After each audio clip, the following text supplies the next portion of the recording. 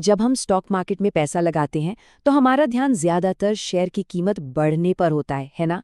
लेकिन सोचिए, अगर आपके खरीदे हुए स्टॉक्स आपको एक रेगुलर इनकम भी दें तो मतलब एक ऐसी कमाई जो टाइम टू टाइम सीधे आपके अकाउंट में आए। यही है डिविडेंड्स की दुनिया, और आज हम इसी को बारीकी से समझने वाले हैं। तो क्या यह मुमकिन है कि हमारे स्टॉक्स हमें एक बोनस सैलरी कमा कर दे? जी हाँ, बिल्कुल। ये कोई सपना नहीं है, ये डिविडेंड इन्वेस्टिंग की असलियत है। एक तरह से आपके इन्वेस्टमेंट पर एक्स्ट्रा कमाई। तो चलिए सबसे पहले ये समझते हैं कि आखिर ये डिविडेंड होता क्या है। इससे समझना बहुत आसान है। देखिए, जब कोई कंपनी प्रॉफिट कमाती है तो उसके पास दो रास्ते होते हैं। या तो वो उस पैसे को वापस बिजनेस में लगा दे ताकि कंपनी और बड़ी हो, या फिर वो उस प्रॉफिट का कुछ हिस्सा अपने मालिकों में यानी कि हम जैसे शेयर होल्डर्स में बांट दे। बस मुनाफे का यही बटावा हिस्सा डिविडेंड या लाभांश कहलाता है। आप इसे एक तरह का लॉयल्टी बोनस भी कह सकते हैं। ये कंपनी का अपने इन्वेस्टर्स को थैंक यू बोलने का एक तरीका है। भाई, आपने कंपनी पर भरोसा किया तो अब कंपनी अपना मुनाफा आपके साथ शेयर कर रही है। और ये थैंक यू बोनस मतलब डिविडेंड कई तरीकों से मिल सकता है। सबसे कॉमन तरीका है कैश, जो सीधा बैंक अकाउंट में आता है।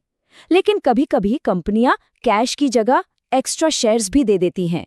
इसे बोनस स्टॉक्स कहते हैं। तो ये तो हो गई डिविडेंड की परिभाषा, लेकिन एक इन्वेस्टर के लिए ये इतना जरूरी क्यों है? डिविडेंड वाले स्टॉक्स में पैसा लगाने के फायदे क्या हैं? चलिए अब इस पर बात करते हैं। देखिए, इसका सबसे बड़ा फायदा तो है एक रेगुलर इनकम का सोर्स। मार्केट ऊपर जाए या नीचे, डिविडेंड से एक फिक्स्ड इनकम आती रहती है। दूसरा, ये स्टॉक्स अक्सर कम वॉलेटाइल होते हैं, मतलब इनमें उतार चढ़ाव कम होता है, तो ये पोर्टफोलियो को एक स्टेबिलिटी देते हैं। और सबसे मजेदार बात, जो डिविडेंड मिला है उसे वापस उसी स्टॉक में इन्वेस्ट किया जा सकता है। इससे आपका इन्वेस्टमेंट और भी तेजी से बढ़ता है। इसी को तो कहते हैं पावर ऑफ कंपाउंडिंग। ठीक है, तो अब हमें पता है कि डिविडेंड क्या है और क्यों जरूरी है।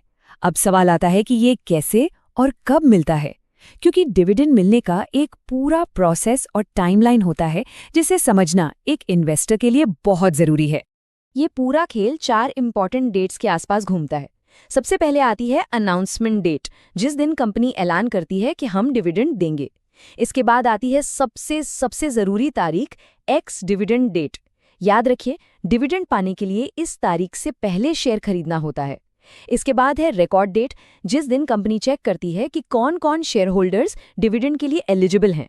और आखिर में आती है पेमेंट डेट, जिस दिन पैसा सीधा अकाउंट में क्रेडिट हो जाता है। और हाँ, एक बहुत ही इंटरेस्टिंग चीज होती है, डिविडेंड का सीधा असर शेयर की कीमत पर भी पड़ता है। एक्स डिविडेंड डेट से ठीक पहले बहुत से लोग डिविडेंड के लिए शेयर खरीदते हैं, तो डिमांड बढ़ने से कीमत थोड़ी ऊपर जाती है। लेकिन जैसे ही एक्स डिविडेंड डेट आती है, शेयर की कीमत आमतौर पर डिविडेंड अमाउंट के बराबर गिर जाती है। क्यों? क्योंकि अब उस शेयर को खरीदने वाले को वो डिविडेंड नहीं मिलेगा। तो अब जब प्रोसेस समझ आ गया है, तो चलिए कुछ जरूरी मीट्रिक्स यानी कि कुछ आंकड़ों पर भी नजर डालते हैं। ये वो टूल्स हैं जो एक अच्छा डिविडेंड स्टॉक चुनने में हमारी मदद करते हैं। इसमें सबसे पहला और सबसे कॉमन है डिविडेंड यील्ड। ये बस ये बताता है कि स्टॉक की कीमत के मुकाबले कितना डिविडेंड मिल रहा है। मान लीजिए एक शेयर 100 रुपए का है और कंपनी ने 5 रुपए का डिविडेंड दिया, तो डिविडेंड यील्ड हो गई 5%। सिंपल। इससे अलग अलग स्टॉक्स को कंपेयर करना बहुत आसान हो जाता है। डिविडेंड यील्ड के अलावा एक और जरूरी मेट्रिक है डिविडेंड पे आउट रेशियो। ये हमें बताता है कि कंपनी अपनी कुल कमाई का कितना % हिस्सा डिविडेंड के तौर पर बांट रही है।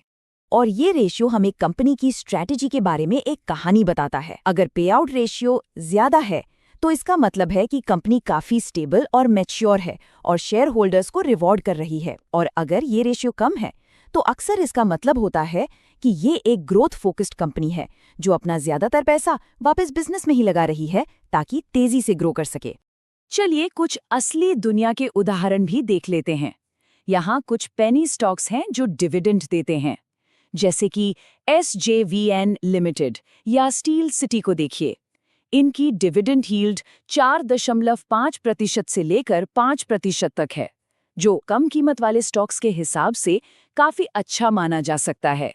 ये सारे मैट्रिक्स हमें इन्वेस्टिंग की दुनिया के एक बहुत ही बुनियादी सवाल पर लाकर खड़ा कर देते हैं। एक इन्वेस्टर को किस पर फोकस करना चाहिए, ग्रोथ पर या इनकम पर? और ये एक बहुत बड़ा फैसला है।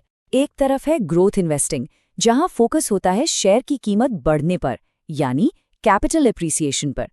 दूसरी तरफ है डिविडेंड इन्वेस्टिंग, जहां फोकस होता है रेगुलर इनकम कमाने पर। देखिए, इनमें से कोई भी स्ट्रैटेजी सही या गलत नहीं है।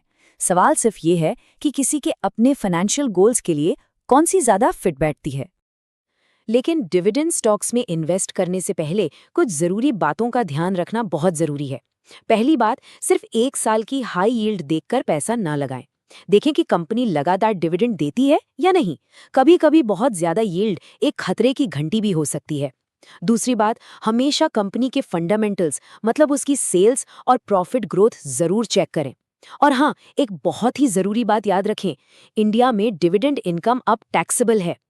तो आखिर में सवाल फिर वहीं आकर रुकता है, अपने लिए क्या बेहतर है, डिविडेंड से मिलने वाली एक रेगुलर इनकम या फिर कंपनी की ग्रोथ से मिलने वाला कैपिटल गेन? इस सवाल का जवाब ही किसी भी इन्वेस्टर की पूरी जर्नी की दिशा तय करता है। सोचने वाली बात है ना?